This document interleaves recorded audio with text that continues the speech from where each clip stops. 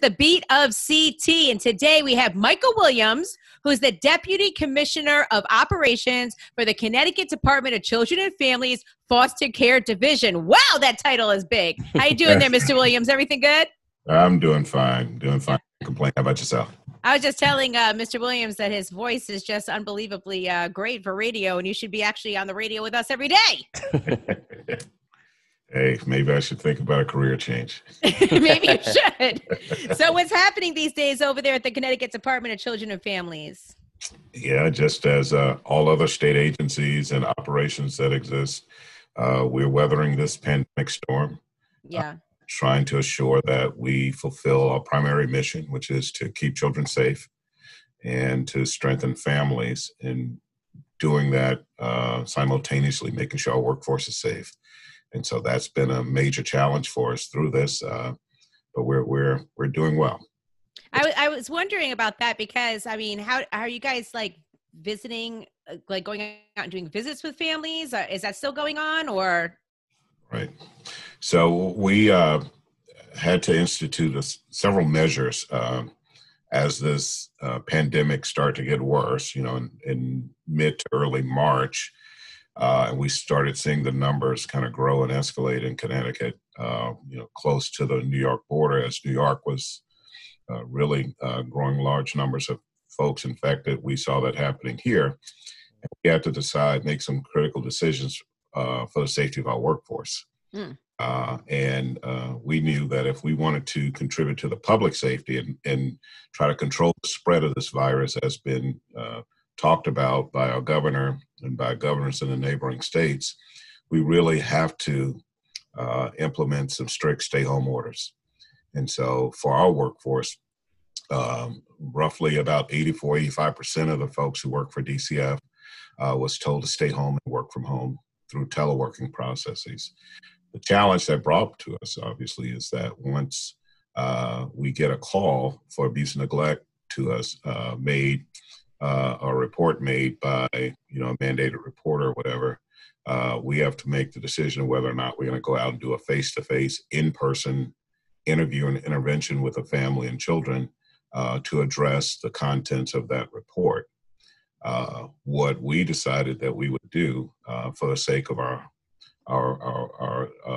workforce safety and for the sake of the safety of kids is to implement a process where we would look at the circumstances a little bit carefully than we normally would prior to going out, and then make a decision as to whether or not an in-person face-to-face visit was really, really necessary. And only in those situations where we get reports that tell us that a child is in danger and is being abused, physically abused, we would go in person. What people don't really know about DCF is that, contrary to the perception, 90% of the cases and families we get involved with have not due to physical abuse. It's due to neglect, issues related to neglect.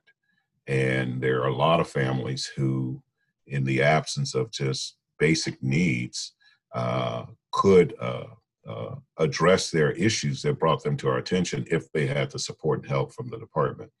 And so we decided to address those families remotely and to do virtual work with them to get the services and supports they needed so that whatever the concern was that brought them to our attention can be addressed that way.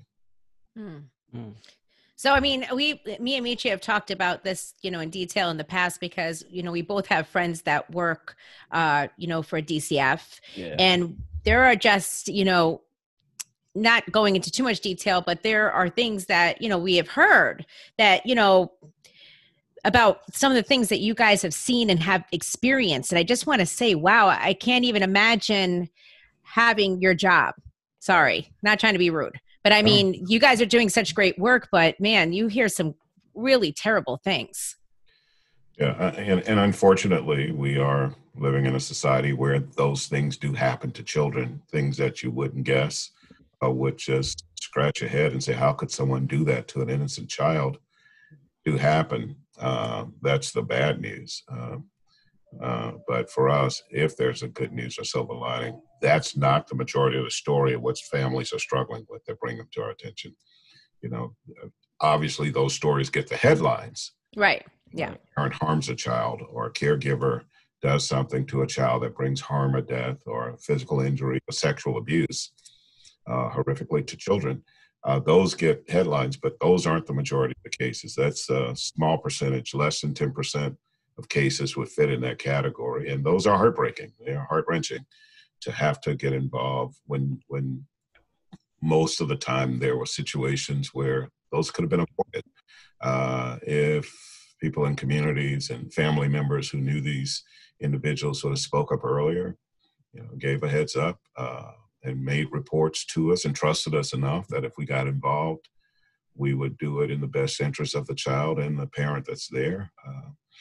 Some of that could have been avoided. Because a lot of times people know, but they just don't say anything. It's mind my own business kind of culture that exists on a small percentage of those cases like that. Yeah. Do you think that as years went on, and how long have you been with DCF? About 16 years now. 16. So as time has gone on and people, disassociating themselves with each other because of the internet and everything else, do you feel that folks are less likely to get involved now with families than maybe 16 years ago? No, right now we see an increase of folks getting involved. Oh, that's great. Oh, wow. Pass. And that's because we really, really are working hard to change our image. I mean, there was a reason why people didn't get involved with us, because as an agency doing the work that we do, sometimes we don't do it that well, and sometimes, in the past we made mistakes and removed children who should have stayed home and kept children at home who should have been removed, and we didn't really trust family members and kinship and relatives to place kids with them whenever children can't stay with their bio parents safely. We, had an aversion towards placing kids or letting kids stay with relatives, and so kids went into stranger foster care. And growing up in those kinds of scenarios is extremely traumatic to children. To not be able to really see their parents or stay connected to their family network and separate them by putting them into stranger foster care didn't do kids that well. And so, when people start seeing those kind of outcomes we were producing, they didn't trust us. And for some, we don't blame them.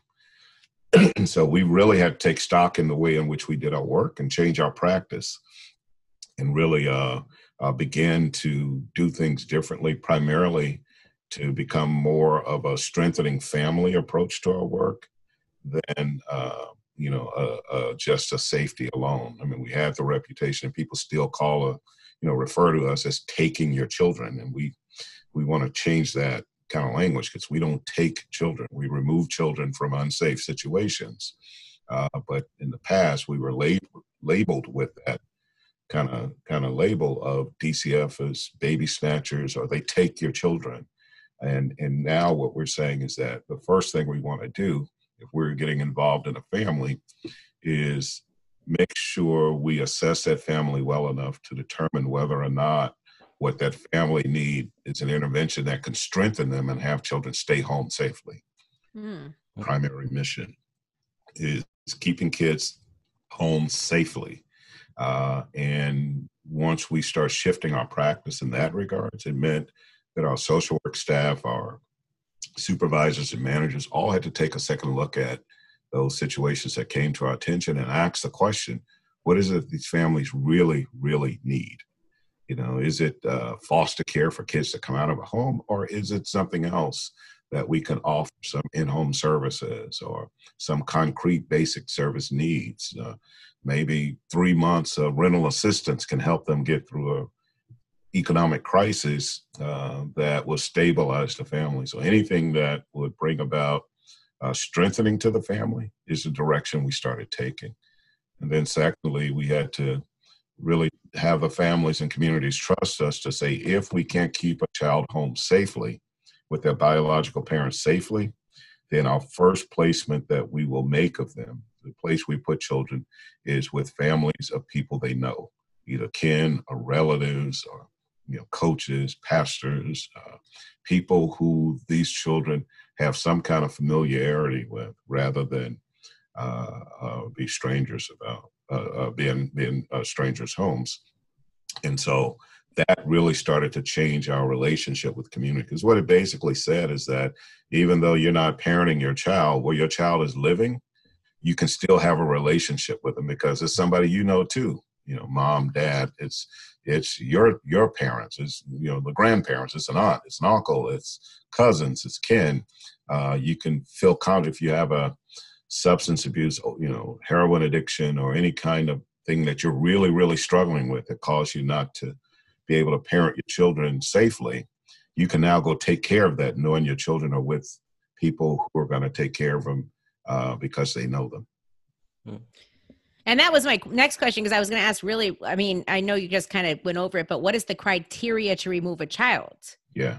I mean, and this is the shift that we had to make, you know, making a determination or a distinction between risk and safety. In the very past, particularly in the days of the crack epidemic, and that heightened sense of child welfare involvement, where we saw foster care roles just swell. We were making decisions based on risk, and if it was a high risk, children were removed. Now we don't make removal decisions on risk; we make them on safety. And knowing the difference between risk and safety is what our staff are trained on. So if we walk into a home and there are risk factors there, we can walk out saying, yeah, this home, there may be a higher level of risk in this home, but that can be managed with supports and services and all of that. Or if we walk in a home and say, all right, these children are not safe in the home, and we assess safety, then that's when we start talking about, well, maybe these children can't stay there. We've made that shift, and we started practicing in that regards to be able to know the difference between the two and make removal decisions based on safety factors.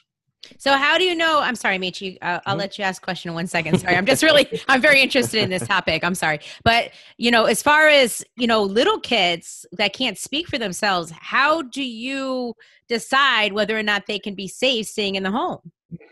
Yeah, and that is the most vulnerable population that we have to work with. And usually what brings little kids to our attention are situations where they end up in an emergency department with a broken bone or some other kind of you know, physical injury that has occurred to them, and no one can describe how it happened. And so our investigators are trained enough to know and ask those questions to determine whether or not this is an accidental injury, or is it questionable enough to think that someone has physically harmed this little one. And if there are no supports or no safety plans that can be put in place, like if there's relatives who are staying with the mom and the child, or the dad and the child, or the parent and the child, who can also keep an eye on that family, or if there's no early child care center that the child's going to that would watch them every day. If the parent and that child are isolated at home by themselves, that's a huge risk factor as well. Which what our major concern is right now through this pandemic of stay home is a lot of parents are home with children by themselves, and those children are not visible to anyone else. Right. So it's for someone else to step in and say maybe something's wrong. Yeah. So that's our concern. And I just wanted to tell you too, because, you know, Meechie's not a parent yet, but when you bring your kids to the emergency room, Meech, and something goes wrong, say you go over to CCMC, you bring the kids in, like my daughter broke her arm one time, they will literally ask you 100 times what happened. Right. And they will come in multiple times. Different people will come in and say, so what happened again? And it's really, I love the fact that they do that, because, and they ask the child if the child can speak, obviously, and then anybody else that brings them in to kind of, you know, so that the story doesn't change. Right. To see whether or not, you know, you're telling the truth and you're not physically harming your child. And I just love the fact that they do that, because, you know, who knows, right? Right. Absolutely. And that's the heartbreaking part of the work we do. And that is that as much as we want to trust folks to tell us the truth, you know, teachers can tell us the truth about or something that happened in a classroom, or parents about something happened with a child. we really, really, really want to trust, the verbal account of what occurred. But when it doesn't match up with the science and with the evidence and the exams and the forensic exams that doctors and nurses would give a child and say, they're saying the kid fell out of a chair and the kid has a cracked skull, that don't match. Right. This fracture comes from someone hitting a child in the head. So once we hear things like that, then we have to go down that road of saying then possibly something has occurred to this child at the hands of another person that could be abuse. Right. Wow. It's super scary. Yeah. All right, Meechie, I'm sorry. Go ahead. You can ask a question now. It's all good. Now, Michael, I know that it's National Foster Care Appreciation Month throughout this month of May. And I understand that there's over 2,000 foster families throughout the state providing, care for the DCF. I know that there's a lot of events that usually occur, but now that we're like inside and can't really be out like that, what is the department doing to recognize like some of these families? Yeah.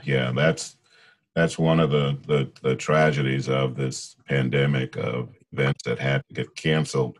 Mm-hmm. During this month, we would have celebrations occurring all over the state, celebrating the phenomenal work that licensed caregivers give. We're trying to change the name from foster parents to caregivers too, because that's exactly what they do. They give care to children, right, not their own. And we would really try to show our appreciation for the phenomenal work that they do, because it takes a particular person to do this work of foster parenting and caregiving, and we see some heroes and phenomenal people come forth and open their homes and their hearts up to kids from 0 to 18, and kids who come with a whole lot of trauma, some histories that, you and I probably would never have in our entire lifetime.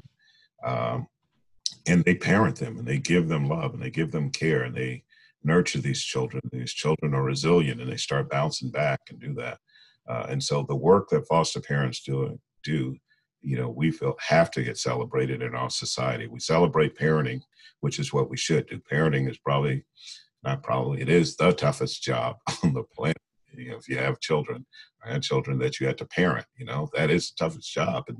And we're asking caregivers to do that, parent children that aren't theirs, that belong to someone else, and parent them as if they are theirs. And so that's got to get celebrated. And so this month gave us the opportunity to do it. Now we can't. So we are trying to find different ways of telling them thank you, from, Zoom events, to looking at restaurants to offer special meals, because usually it's a banquet style event that occurs with recognitions. And so, giving them individual kinds of things to go have a meal on the department, or even raise the daily rate that they get as a stipend for children in their care. So they have a little bit more, because now kids are home all day. They don't have school, to where school they can get breakfast and lunch. Now that's on the caregiver as well. A lot more expenses, and trying to help them out in that regard as well. Yeah. And I just want to tell you that all the events that I volunteer for with, DCF, I just absolutely love them. I think you guys are just a class act. You throw beautiful events for the whole families, and also, just the kids. Sometimes we have dance parties and things and fashion shows. And it's a really great thing you guys do. Thank you. And I love hearing that, because I'm biased. I believe we have the best workforce in the state of Connecticut. You do. And I absolutely love being a part of every event you guys do. So please, even with these Zoom, events, call me, because I will do them. I'll take part however I can in this situation. And Meechie, it's just like this group of kids, that have kind of grown up in these events. Yep. And they all know each other, and they're like super good friends now. And the parents all know each other, and it's just really wonderful. That's amazing. Yeah. So say someone like me would love to become a foster parent. Say someone would love to be a foster parent. What is the criteria? How do you become a foster parent, Michael? There are three types of foster parents that that we have. The first is a relative caregiver. And the way one becomes that is if a member of your family, unbeknownst to you, has had us involved and the child that they have is not safe, you may get a knock on the door from us and from your cousin or relative saying, hey, DCF is here and they want to remove my child. And they asked me to bring people to the table who could be possible caregivers, and if you raise your hand and say, I would, after a background check and a walk through, making sure there are no safety issues or you don't have any issues with criminal or abuse and neglect, then that child will start living with you. Then you'll start going through a licensing process and a training process. And those are the ones who, you talk about true heroes. I mean, they step up at the knock of a door. They don't go through the training to prepare them, right? Mm. So that's our kinship and relative caregivers. The second kind are what we call our core foster homes. And those are people who are sitting home and saying, I want to do this thing, like your question you just asked, I want to be a foster parent. What would I think I want to give back to children. I heard about this and I want to do it. And so they would call us and express an interest of becoming a foster parent. And with that information that you give us, our foster care team would reach out to you and engage you in a series of conversations around your interest and around your background and your history and experience. And from that conversation, assuming nothing rules you out, which, the rule outs are things like you have a long history with DCF with abuse and neglect, we won't go that way. Or you have criminal records that are related to physically harming kids and things like that. So assuming nothing rules you out, then you will come in and then you will go through a series of trainings through a curriculum, an evidence-based curriculum that we have that prepares foster parents. And we send you through that. You get that set of training. And then from that, a study of your home and all occurs. And then you get a license. License is for you to, based on your preference, if you want to do all boys or boys and girls, teenagers or babies, whatever your preference. So you can pick? Yeah, because people come in, and that's what that initial conversation is all about, making sure people are clear. Like some folks come in and say, I only want to do toddlers, on teenagers. And then we have people say, I don't want to do teenagers. That's it. I don't want to do any babies. I don't want diapers. I just want teenagers. So people come in and they express their preference, and that license is one that shows what the preference is. And so once you get that license, then you're able to become a placement option or resource option for a child who is in need of foster care. And then the third type is the same similar kind of training occurs, but it's for a higher level of care, which we call our therapeutic foster care system. Those are people who go through that initial basic training through the evidence-based curriculum, but they also work with a mental health agency to get a lot of mental health training to equip them to provide therapeutic care for kids in their homes. So children who they get will be children with higher level of therapeutic need. And their interventions will be designed based on the clinical presentations of a child. And their supports that they get will be from the mental health agency, who will be, the licensor of the holder of their license. So are three types of foster care that we offer. So can people I'm just curious about how the system works, because if you're a foster parent, are some people just foster parents forever until the kids actually become adults, or do most families actually adopt these children? Yeah, it's about 50-50. I mean, there are people who do this and that's all they do, and they work with the biological parents, in a partnership to say, okay, I will take care of your child while you get your needs met, but the goal is to reunify your child with you. And that biological parent and that foster parent can build a relationship. We're calling it the Quality Parenting Initiative, the QPI. That's our new approach to this, because we know when the foster parent and the bio parent have a partnership in this, bio parents do extremely well in whatever rehabilitation work they have to do. Kids go home sooner, and that relationship sticks. They become, long-term relationships and supports to bio parents. And so we really try to promote that. And there are foster parents who only want to do that kind of work. Then there are foster parents who come in, for that kind of work, but like any natural situation, you get a little one in your home, that little one stay 1, 2, 3 years, you fall in love, and it's like, I can't let go. And if nobody else comes forth to adopt that little one, then they end up adopting those children. So we have a lot of foster parents who end up doing that as well. They end up adopting. Then we have the very tough ones when you get foster parents who's fallen in love with a child and want to adopt, and the child's been with them for 2 years, 3 years, and the bio parents who get their act together, or a relative comes forth and it's like, I want my child with me, or I want my cousin or my grandkids living with us. And now you got the struggle over who's the right choice, this 2-year-old baby to live with for the rest of their lives. Yeah, I feel like I couldn't give the baby back. Sorry. Yeah, I have big issues with that. Big issues. I fall in love, Michael. I fall in love hard. No, well, that just means you're normal. It's like everyone else. I mean, we get that a lot. It's tough when those situations happen, and I'm sure if you interview a whole lot of foster parents, they'll tell you that the most difficult part of their job is to let kids go. To let kids go back, because these kids, I mean, they give them so much love, and these kids, reciprocate it in so many ways, and then they have to then start saying goodbye because a judge or someone rules that the kid's going to stay with a relative rather than with you.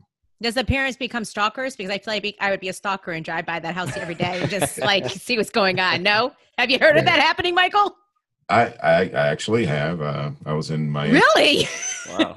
No, not here. Not here. I was in Florida running their system. I took a break from Connecticut about 1.5 years and went to Florida in the Miami area and ran their system. And, a horrific event occurred with a bio parent going to find her kids in a foster parent's house and inflicted harm on that foster parent. So, oh my gosh. I've seen it. That rarely ever happens, though. No. Well, I was talking about the foster parents talking to the bio parent, but okay. Oh, yeah. Because I was saying I would do that. Yeah, no. I don't see it hardly ever when I see that. Yeah. I mean, that's the piece we got to do a whole lot better, because when children leave, foster parents have expressed that they go through a series of grief and loss, as if that's a death in the family. And, right. Yeah. Of course. And our work is so hectic sometimes. We take the child, put them back with the parent, and we leave the foster parent there hanging with nothing, except for, sad memories and having to let the child go. And we don't do anything to help them get through that emotional stage of grief and loss. That area that we will do a whole lot better with, because they deserve to be taken care of once children leave them. Yeah, I would assume they would need some sort of therapy somehow. Yeah. Wow. Okay. Meech, you have a question, or you have a question about? I think you're asking about the future of DCF earlier. Yeah, just just talking about the new norm and just what we're going through right now. Can you just speak on the next steps as far as just the future of the foster care in this new environment now? Yeah, sure. Prior to the pandemic, back in 2018, I believe it was, federal laws passed that pretty much changed child welfare and child protection in foster care forever. It's called the Family First Prevention and Services Act. Mm-hmm. People called it FFPSA, or short Family First. And it mainly took the system of child welfare and turned it upside down. In the past, child welfare systems, DCFs and child protection agencies, the support that we would get from the federal government would be that they would only reimburse us for services we delivered to children if they were in foster care, not if they stayed home, and sometimes not if they stayed with relatives. And so it was just a horrible disincentive in the system, to where the only federal support, financial support you get is by growing your foster care system, which is not what you want to do. And so this new law that's enacted now puts resources in the hands of child welfare agencies to pay for services and supports for children who are not coming into foster care for the purpose of keeping them out of foster care. Mm. And those have been prevention services that we now have the ability to fund that's evidence-based and can demonstrate that if they get involved with families, the likelihood of children have to be removed is very slim. And so what that has done is really changed what we now need within our foster care system, because again, coupled with, we're saying families and relative and kin are the first choice of foster care, we're finding that the need for foster care, core foster homes, shrinks now, and that what we want are those foster parents who really understand this as a partnership with DCF, but most importantly, a partnership with the biological parent. We want foster parents who have the ability to work with a biological parent, have visits occur together, celebrations together, form that partnership that helps them do what they need to do, all towards the goal of getting the kid and the child back home, rather than these alienated and separated relationships that sometimes has happened.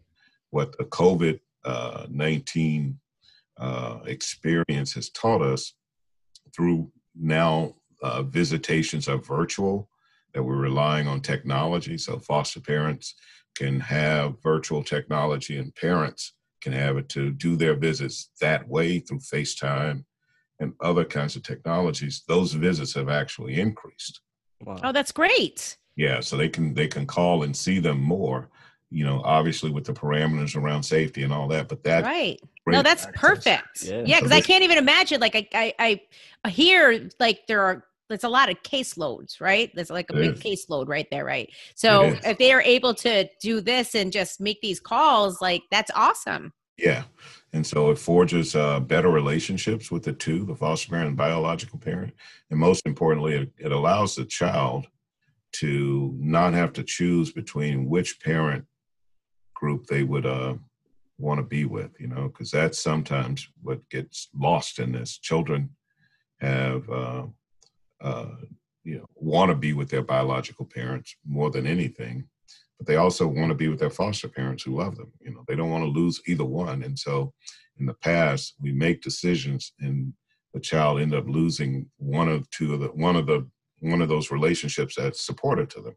Right. You can keep both of those relationships in that child's life, and the child doesn't have to worry about losing them and stressing out over having to make a choice between being with their mom or being with their foster mom.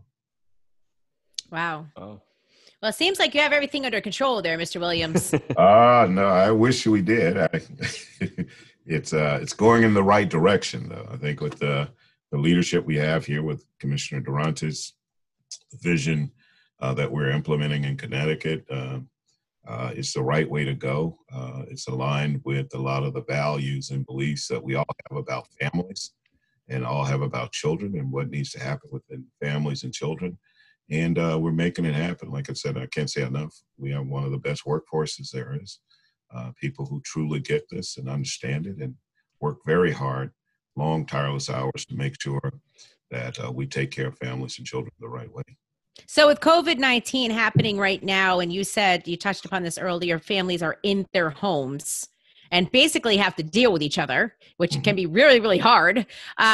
If someone suspects something might be going on, or if a family member in the house doesn't feel safe, what should they do? What is the step that they should take? Mm-hmm.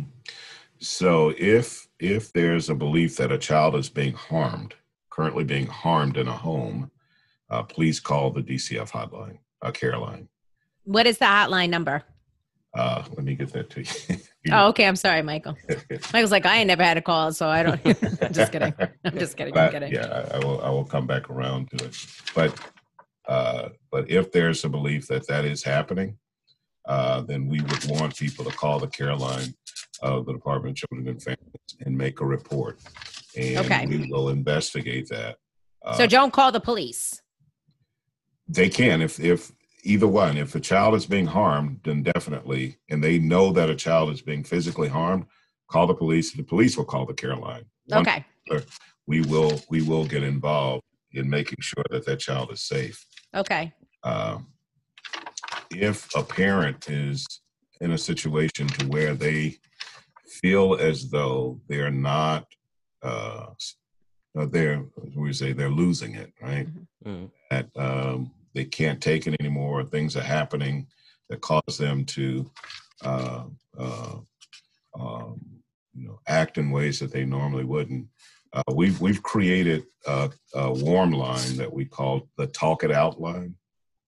Oh yeah, actually, the United Way. We were on the phone. I mean, we were on the air with them the other day, and they talked about this too. So you can contact the Talk It Out. Can you access that from 211? You can, yeah. Okay, all right, yeah. And it's even though we kind of created it, it's not a DCF hotline. It's not our hotline. It's a line for families who just need somebody to talk to. Right. Yeah. Make the difference, just to have a conversation with a counselor or someone about what you're feeling, what you're thinking, and they can talk you through it, and it could prevent abuse or neglect happening right at that moment, which is the ultimate goal. Okay. Because people can get frustrated with their children. I mean, it happens all the time. So absolutely. And so those are the arenas that people have to report or to call in to get help. We have emergency mobile services that can still active and operational, that can come out and do that kind of intervention as well, a mental health intervention if needed, and families are feeling like they're losing it. The most important message is through these times, whenever there's a suspicion that a child is being harmed, don't hold back on that. We really want people to act and be proactive on that, so we can keep children safe. We have seen some cases that have come in that are not good. Again, these are cases that if someone would have acted, things might have been different. Things would have been a lot different. Not necessarily cases known to us, but cases that I'm sure was known to other people. Right. So. All right. Well, thank you, Michael Williams. We really appreciate it. He's he's the Deputy Commissioner of Operations for the Connecticut Department of Children and Families Foster Care Division. Appreciate all the great info today. Well, thank you all. I appreciate you taking time with us to hear more about what we're doing at DCF. Of course. Absolutely. Of course. You guys are doing such great, important work. And I'm telling you, contact me if you got anything going on. I love the kids. I will definitely do that. All right.